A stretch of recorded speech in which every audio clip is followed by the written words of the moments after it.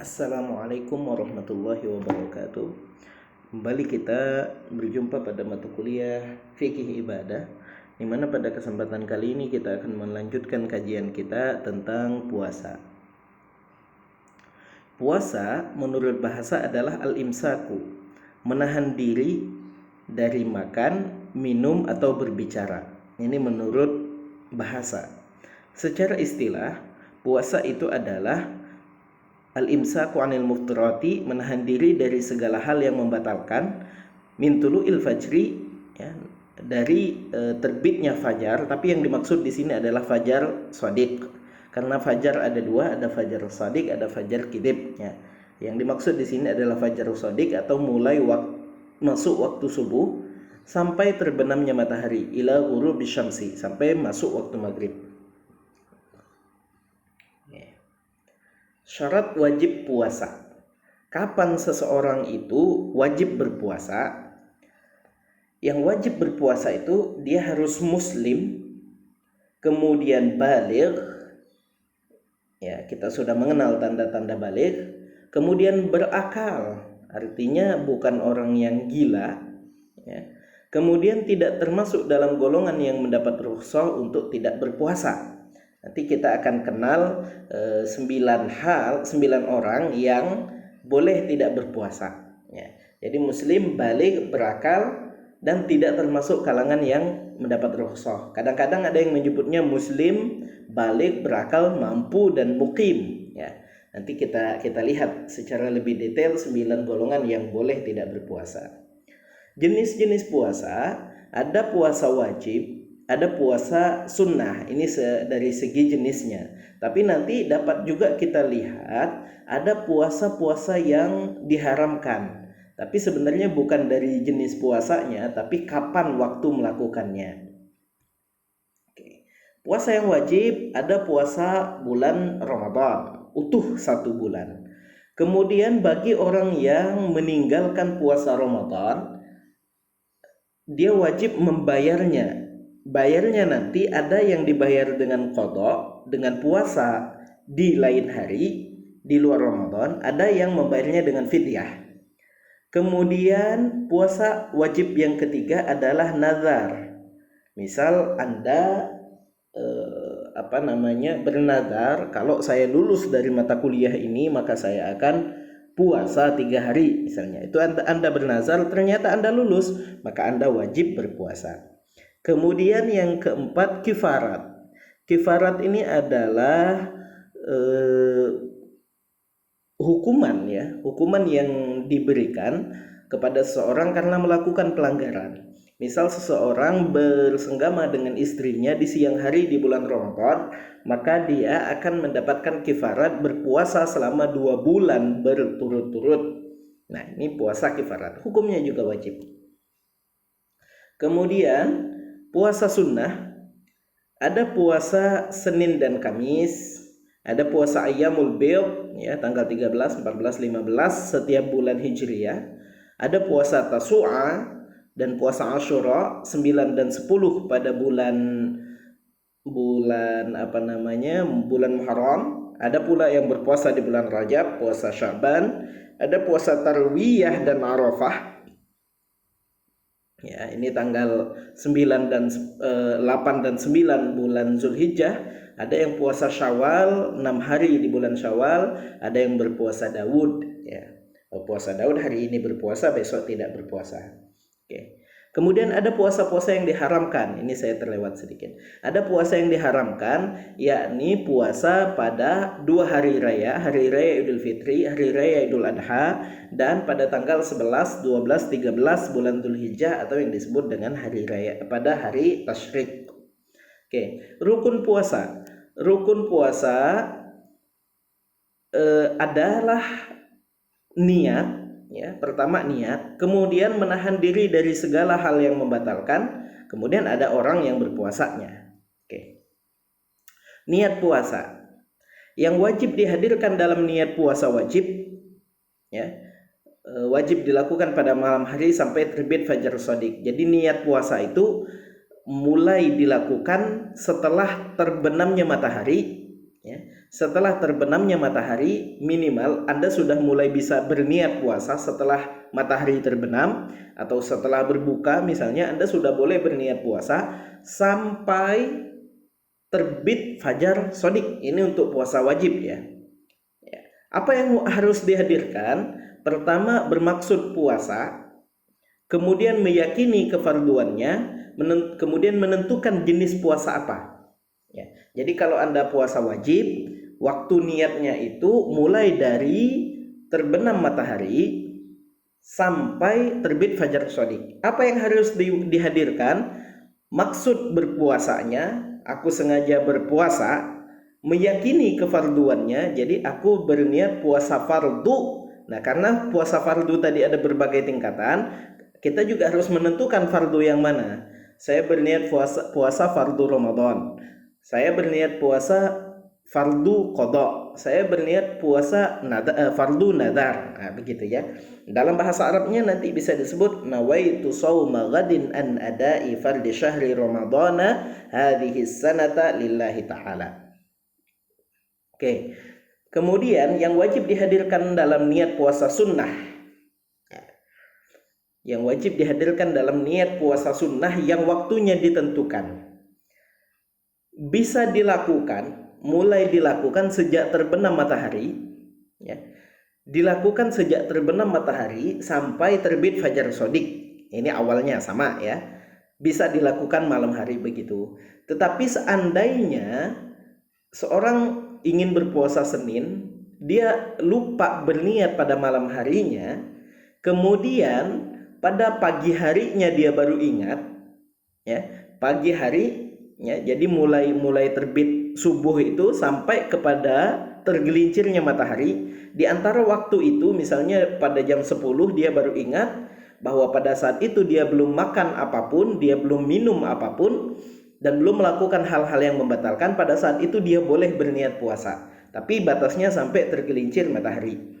Nah, tapi dengan catatan ini adalah puasa sunnah, berbeda dengan puasa wajib. Apa yang harus dihadirkan? Niat puasanya dan menyebut puasa apa yang dilakukan tanpa harus menyebutkan puasa sunnah. Misal hari Senin, maka cukup katakan atau cukup bersihkan dalam hati, saya berniat puasa hari Senin. Udah, cukup begitu saja. Sementara kalau dia puasa mutlak, ya mutlak artinya Anda lagi mau berpuasa aja. Hari Rabu nggak ada sunnah puasa di hari itu, misalnya Anda mau berpuasa saja, ya sudah cukup Anda katakan saya berniat puasa. Waktunya sama dengan waktu untuk niat puasa sunnah. Oke, beda dengan puasa wajib, maka dia harus dilakukan pada malam harinya. Bagaimana dengan niat puasa sebulan? Kalau dalam madhab Imam Syafi'i, niat itu untuk satu puasa. Jadi tidak bisa dilakukan niat 1 bulan utuh. Tetapi dalam madhab Imam Malik, boleh berniat 1 bulan utuh dengan syarat tidak terputus karena batalnya puasa.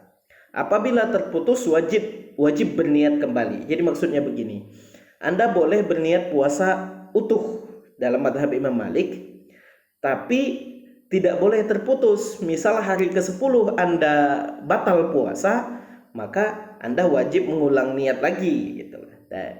Nah, yang biasa kita terapkan adalah pada malam pertama bulan Ramadan kita menggunakan madhab Imam Syafi'i dan madhab Imam Malik.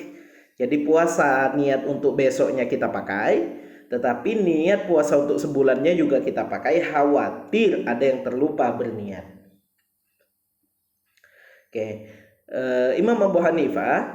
Bagi Imam Abu Hanifah, niat puasa wajib dan sunnah bisa dilakukan pada pagi hari sebelum tergelincir matahari dan sebelum melakukan sesuatu yang membatalkan puasa. Tadi kan kalau dalam madhab Syafi'i, hal ini hanya berlaku bagi puasa sunnah. Nah, dalam madhab lain ada yang menganggapnya bisa juga untuk puasa wajib. Oke, tapi yang biasa kita gunakan adalah madhab Imam Syafi'i dan madhab Imam Malik untuk masalah niat puasa sebulan. Oke, kita masuk kepada 9 hal yang membatalkan puasa. Ada 9 hal yang membatalkan puasa, yakni memasukkan sesuatu ke dalam lubang yang 5, yakni mulut, hidung, telinga, kubul, dan dubur. Yang kedua, muntah dengan sengaja. Yang ketiga, bersenggama. Yang keempat, keluar mani dengan sengaja. Yang kelima, hilang akal. Keenam, haid. Ketujuh, melahirkan. Kedelapan, nifas. Kesembilan, murtad. Oke. Memasukkan sesuatu ke lubang yang lima. Yang pertama, memasukkan sesuatu ke mulut. Memasukkan sesuatu ke mulut dapat membatalkan puasa kalau memasukkan sesuatu ke mulut dengan sengaja kemudian ditelan dan dalam kondisi sadar bahwa dirinya berpuasa. Anda ada permen, Anda masukkan ke mulut, kemudian Anda telan dengan sadar bahwa Anda sedang berpuasa, maka itu membatalkan. Bagaimana kalau tidak ditelan? Ya tidak membatalkan, ya. Tetapi nanti ada hukum-hukumnya tertentu. Ya, kita lihat di bawah. Menelan ludah tidak membatalkan puasa. Ya, menelan ludah tidak membatalkan puasa dengan syarat satu, ludahnya sendiri. Ya, misal Anda sedang berbicara dengan orang lain, kemudian ada ludahnya sedikit yang keluar. Kebetulan kena di Anda telan, maka batal. Ya, pertama ludah sendiri. Kemudian tidak bercampur dengan sesuatu yang lain. Contoh tadi Anda memasukkan permen, tentu ludah Anda akan bercampur dengan permen. Nah, ketika sudah begitu, maka ketika Anda menelan ludah, maka itu membatalkan puasa. Oke, kemudian ludah masih berada di mulut ya. Kalau sudah keluar, misal sudah turun di bibir, sudah terlihat, nah itu membatalkan puasa. Kemudian bagaimana dengan sisa makanan? Satu, kalau masih bisa dipisahkan dengan ludah, maka membatalkan puasa jika ditelan dan harus dibuang. Misal ada sisa makanan cukup besar, bisa dipisahkan, maka tidak boleh ditelan. Kalau makanan itu sudah sangat lebur sehingga tidak mampu lagi dipisahkan dengan apa namanya, dengan makanan, dengan ludah, ya artinya memang sudah bercampur, maka ini tidak membatalkan. Ya. Kemudian hukumnya menjadi makruh kalau memasukkan makanan tanpa ditelan untuk main-main. Karena Anda sudah punya ilmunya bahwa yang membatalkan hanyalah yang ditelan, kemudian Anda main-main, maka ini hukumnya menjadi makruh. Hukumnya menjadi mubah kalau mencicipi makanan tapi khusus bagi juru masak. Misal Anda berprofesi sebagai juru masak yang menyiapkan masakan untuk orang-orang yang berbuka, Anda mencicipi, ya, memasukkan sedikit kuahnya ke lidah tapi tidak ditelan. Ya, ini tujuannya bukan untuk main-main, tapi tujuannya untuk merasa apakah sudah pas atau belum. Tapi dengan syarat tidak ditelan. Kalau ditelan menjadi batal. Ya, hukumnya boleh bagi juru masak. Seandainya Anda bukan juru masak, bukan orang yang memasak masakan itu, maka tidak boleh. Kemudian hukumnya menjadi sunnah kalau memasukkan air untuk berkumur-kumur secara wajar. Ya, berkumur-kumur artinya tidak dibanyak dan tidak dikuatkan. Dalam kondisi normal sunnah menguatkan kumur-kumur, sementara dalam kondisi berpuasa tidak disunnahkan menguatkan kumur-kumur. Oke, memasukkan sesuatu ke hidung, memasukkan sesuatu ke dalam hidung dapat membatalkan puasa.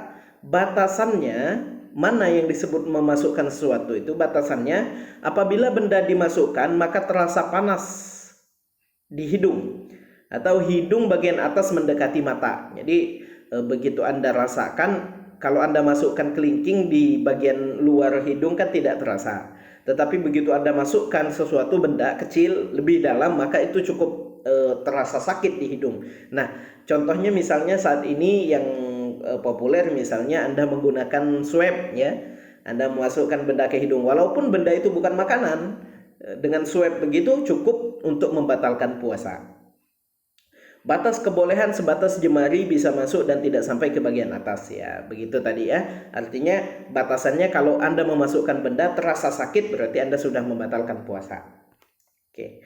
Kemudian memasukkan sesuatu ke telinga. Memasukkan sesuatu ke bagian dalam telinga dapat membatalkan puasa. Mana batasannya? Batasannya adalah ukuran masukkan jari kelingking tanpa memanjangkan kuku. Jadi Anda memasukkan jari kelingking. Nah, batasannya seperti itu yang tidak membatalkan. Di atas itu, misalnya menggunakan benda-benda seperti pembersih telinga itu, maka menjadi batal puasanya. Ada pendapat lain dari Imam Malik dan pendapat dalam madhab Imam Syafi'i dari Imam Al-Ghazali yang membolehkan memasukkan sesuatu ke telinga. Oke. Kemudian memasukkan suatu ke dua lubang. Memasukkan sesuatu seperti misalnya obat cacing ya, atau pipa ataupun apapun itu ke dalam kemaluan dapat membatalkan puasa. Saat beristinja bagi wanita hanya diperkenankan menggunakan bagian telapak tangan ya. Hati-hati bagi wanita ketika sedang beristinja, kalau dalam kondisi berpuasa maka memasukkan tangan sekalipun misalnya ke bagian kemaluan itu sudah membatalkan puasa. Oke. Yang kedua, muntah dengan sengaja. Muntah dengan sengaja dalam kondisi apapun dapat menyebabkan batalnya puasa. Seperti memasukkan jari ke kerongkongan atau dengan sengaja mencium bau yang menyengat. Atau misalnya Anda sudah tahu kalau Anda naik mobil, naik bus pasti Anda muntah, kemudian Anda masih naik bus, itu sebenarnya Anda muntah dengan sengaja. Kalau muntah tidak dengan sengaja, maka tidak membatalkan puasa dengan syarat. Dengan syarat, misal Anda sedang berjalan tiba-tiba tidak disengaja ada bau yang sangat menyengat sehingga Anda muntah. Nah, ini tidak membatalkan puasa dengan syarat tidak boleh menelan ludah yang ada di mulut sebelum berkumur-kumur. Karena kalau Anda telan, sungguhnya ludahnya masih bercampur dengan muntah tadi, dan muntah adalah najis ya. Oke. Kemudian dahak berbeda dengan muntah. Namun apabila dahak telah melampaui tenggorokan, batasnya adalah makhraj huruf ha, maka batal jika ditelan. Ini sedikit beda dengan muntah, sedikit beda juga dengan ludah ya. Ini di pertengahan. Oke. Kemudian bersenggama. Bersenggama dapat membatalkan puasa bila bersenggama baik keluar mani ataupun tidak dengan cara yang halal ataupun haram ya. Bersenggama membatalkan puasa baik keluar mani ataupun tidak dan dengan cara apapun, cara yang halal maupun cara yang haram, seperti berzina, kemudian memasukkan sesuatu ke kemaluan ke binatang ya, atau disenggamai oleh binatang. Ini hal-hal yang haram, maka tetap membatalkan puasa. Bagi suami baru batal kalau sudah memasukkan seluruh bagian kepala kemaluannya. Sementara bagi istri sudah dihitung batal jika ada yang masuk melebihi batas yang terbuka ketika jongkok, sofha ya. Kemudian bagi yang melakukan hubungan badan saat berpuasa, maka dosanya sangat besar dan dikenai kifarat, yakni berpuasa 2 bulan berturut-turut. Yang keempat, keluar mani dengan sengaja. Keluar mani dengan sengaja meskipun tidak bersenggama dapat membatalkan puasa. Misal, seorang melakukan onani atau melakukan sesuatu, melihat sesuatu yang pasti menyebabkan dia keluar mani. Kemudian jika mimpi basah tanpa disengaja maka puasanya tidak batal. Maksudnya begini, orang istirahat siang, tidur, kemudian dia mimpi, maka dia tidak batal. Beda halnya dengan orang yang melihat sesuatu yang membangkitkan syahwat, kemudian dia tidur. Nah, dalam tidurnya kemudian dia bermimpi ya, padahal tadi dia dengan sengaja melihat sesuatu yang membangkitkan syahwat, maka ini masuk dalam kategori keluar mani dengan sengaja. Berikutnya adalah hilang akal. Hilang akal ada 3 tingkatannya. Ada yang karena gila, ada yang karena mabuk dan pingsan, ada karena tidur. Hilang akal karena gila walaupun hanya sesaat. Misal di siang hari dari jam 11 sampai 11:05 dia sempat gila. Ya, sempat gila, maka ini sudah membatalkan puasa. Ya, baik disengaja gilanya ataupun tidak disengaja. Kemudian mabuk dan pingsan. Jika disengaja pingsannya, maka dia batal. Ya. Jika disengaja pingsannya, maka dia batal. Jika tidak disengaja dan terjadi secara keseluruhan seharian, maka puasanya batal. Namun bila sempat sadar, maka puasanya tidak batal. Maksudnya begini, jika seorang berniat puasa, kemudian setelah dia sahur, ini kan belum masuk waktu puasa ya, setelah dia sahur dia pingsan. Misalnya dia sahur dengan makanan pedas, cabai 100 misalnya, kemudian setelah makan dia pingsan. Dan baru sadar dari pingsannya setelah azan maghrib, maka puasanya batal. Tapi kalau dia berpuasa ya sudah setelah makan 100 cabai tadi, sahur 100 cabai, dia pingsan, ketika siang hari dia sempat sadar walaupun hanya semenit misalnya, maka puasanya dinilai tidak batal. Kemudian tidur dapat membatalkan puasa ya kalau terjadi seharian penuh. Misal setelah Anda sahur, Anda tidur dan baru bangun lagi setelah maghrib, maka ini membatalkan puasa. Kalau misalnya sempat bangun siang harinya, maka tidak batal. Oke, haid membatalkan puasa walaupun hanya tinggal sedetik sebelum azan. Ya, Anda berpuasa 1 detik lagi sebelum azan keluar darah haid, maka Anda batal puasa. Tetapi tenang, pahala puasanya tetap dihitung utuh. Ya, tapi Anda tetap wajib mengganti hari itu. Melahirkan bayi atau keguguran tetap membatalkan puasa. Nifas juga membatalkan puasa. Pembahasan tentang haid, wiladah atau melahirkan, nifas dan juga istihadah telah dibahas pada bab toharoh ya. Cukup panjang kita membahasnya ketika itu. Kemudian murtad adalah keluar dari Islam. Penyebab murtad bukan hanya orang mendeklarasikan dirinya keluar dari Islam. Penyebab murtad itu dapat misalnya mengatakan sesuatu yang bertentangan dengan dalil yang jelas dalam Al-Quran. Misal, seorang mengatakan bahwa zina itu tidak haram, atau seorang mengatakan ada nabi setelah Nabi Muhammad, atau seorang menyembah patung, atau seorang menghina Nabi Muhammad, seorang menghina Al-Quran, maka pada saat itu dia sudah murtad. Dan kalau dia berpuasa, maka puasanya otomatis batal. Kemudian ada orang-orang, kalau tadi ada 9 hal yang menjadi penyebab puasa, maka sekarang ada 9 orang yang boleh tidak berpuasa. Boleh untuk tidak berpuasa. Siapa mereka? 1 anak kecil, 2 orang gila, 3 orang sakit, 4 orang tua, 5 orang yang bepergian. Nah, mulai dari hamil, menyusui, haid dan nifas bukan hanya boleh tidak berpuasa, tapi haram berpuasa. Ya. 1 sampai 5 ini boleh tidak berpuasa, 6 sampai 9 ini haram berpuasa.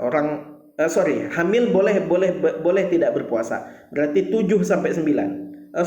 Menyusui juga boleh. 8 dan 9 ya.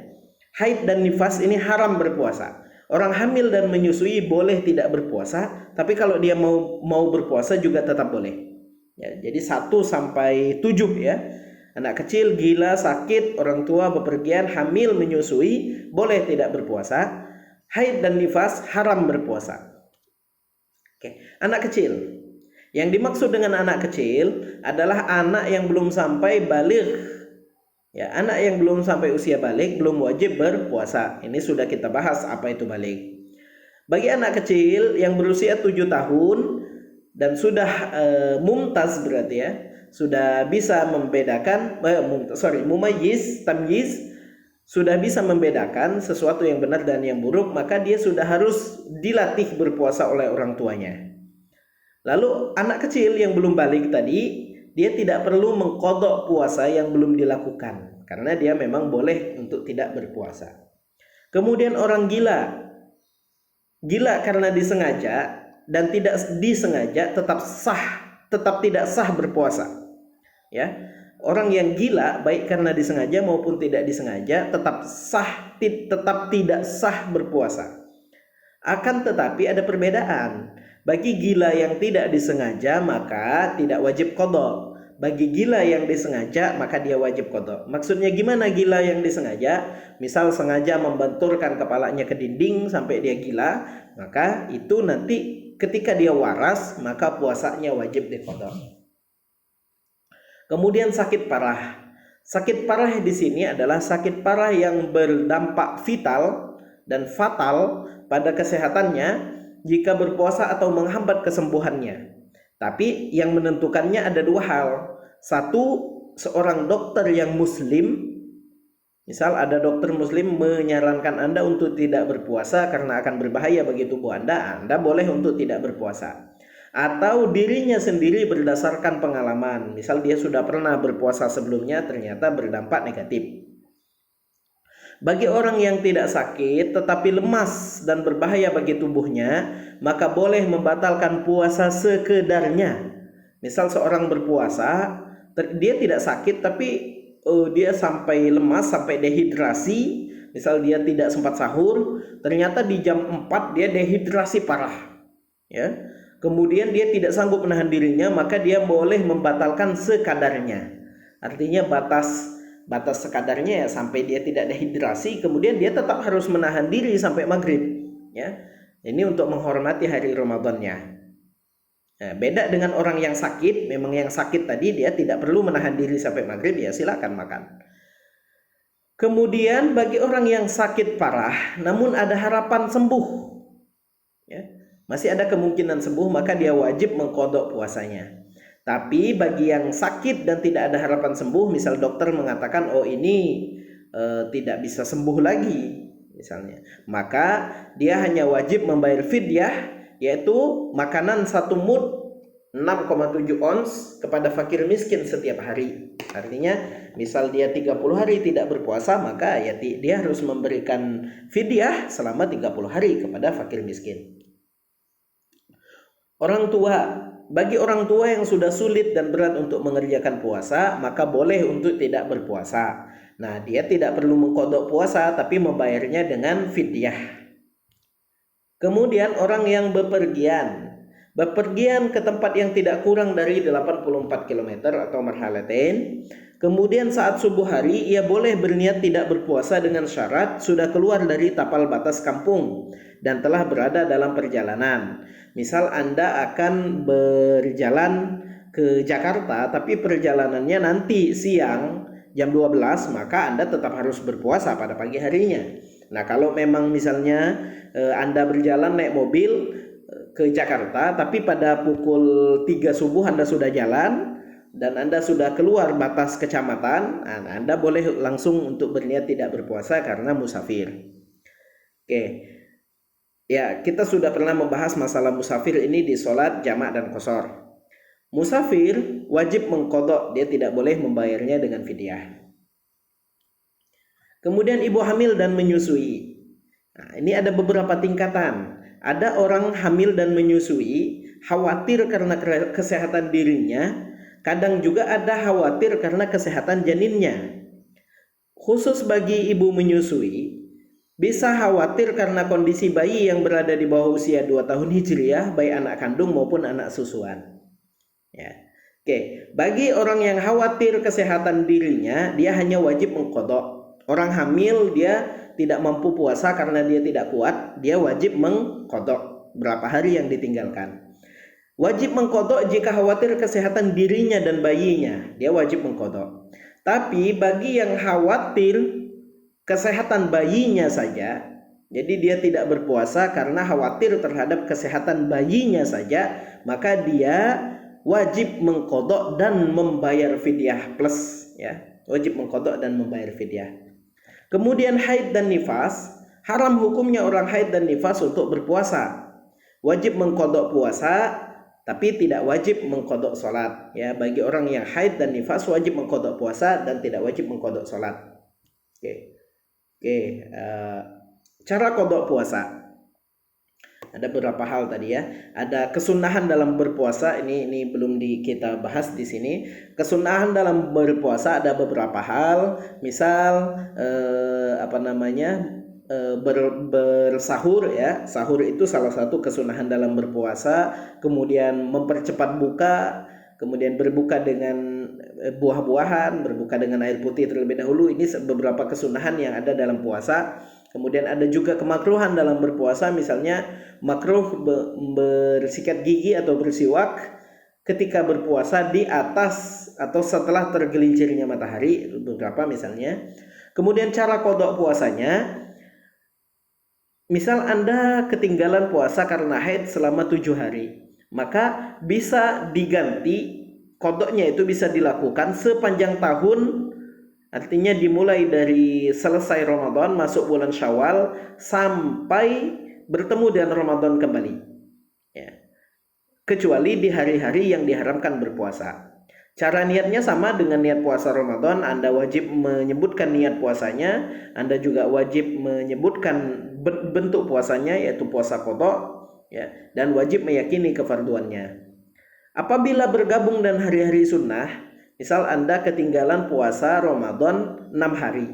Kemudian setelah lebaran Anda sudah suci, Anda mau puasa Syawal. Sekalian niatnya adalah Anda membayar qadha 6 hari, tapi dilaksanakan di bulan Syawal. Maka pada saat ini tergabung dua pahala, yakni Anda mendapatkan pahala qadha dan mendapatkan pahala sunnah. Niatnya cukup Anda berniat untuk qadha puasa, ya, tidak perlu berniat untuk puasa Syawalnya karena sudah otomatis, ya. Tapi jangan dibalik, jangan berniat untuk puasa Syawal karena nanti tidak mendapat pahala qadha-nya. Ya, jadi niatnya adalah berniat qadha puasa, nah nanti mendapatkan secara khusus pahala puasanya.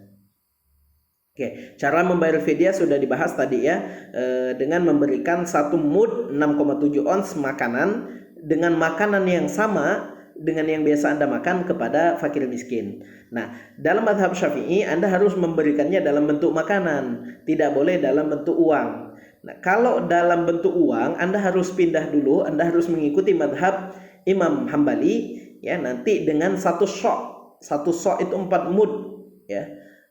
Sekitar berapa? 6 kali 6,7 gram tadi dikalikan dengan 4. Nah, itu 1 sok, ya. Kalau mau dalam bentuk uang begitu. Jadi tidak 1 mud lagi kalau dalam bentuk uang karena Anda sudah mengikuti mazhab Imam Hambali. Kifarat bagi seorang yang berhubungan badan ketika bulan Ramadan dengan istrinya, baik dengan suatu yang halal ataupun haram, dikenai kifarat dengan syarat pertama dilakukan oleh orang yang wajib baginya berpuasa, ya. Kemudian dilakukan di siang hari bulan Ramadan, dia ingat kalau dirinya sedang berpuasa, tidak karena paksaan, mengetahui keharumannya dan dia adalah bukan orang yang bodoh, kemudian berbuka karena bersenggama. Nah, jika melakukan hal ini maka wajib melakukan kifarat. Kifaratnya adalah berpuasa 2 bulan berturut-turut, dan ini harus dicoba terlebih dahulu. Ternyata beberapa kali dicoba misalnya gagal, maka lakukan kifarat, ya. Karena gagal yang pertama, lakukan kifarat jenis kedua, memberi makan 60 orang fakir miskin, ya. Kifarat pertama sebenarnya ada memerdekakan budak, tapi ini sudah tidak ada saat ini, maka langsung kepada kifarat tingkatan yang kedua. Kalau tidak bisa baru kifarat tingkatan ketiga, ya. Ini tingkatannya memerdekakan budak, berpuasa selama 2 bulan berturut-turut. Kalau memang sudah dilakukan dan tidak bisa, baru nanti ke tingkatan ketiga, memberi makan 60 orang fakir miskin dengan syarat makanan yang biasa digunakan untuk membayar zakat fitrah. Artinya makanan sesuai dengan kadar makanan yang biasa kita makan. Demikian penjelasan singkat tentang puasa. Selanjutnya dapat kita lanjutkan dalam forum diskusi. Wallahul muwaffiq ila aqwamit thoriq. Wassalamualaikum warahmatullahi wabarakatuh.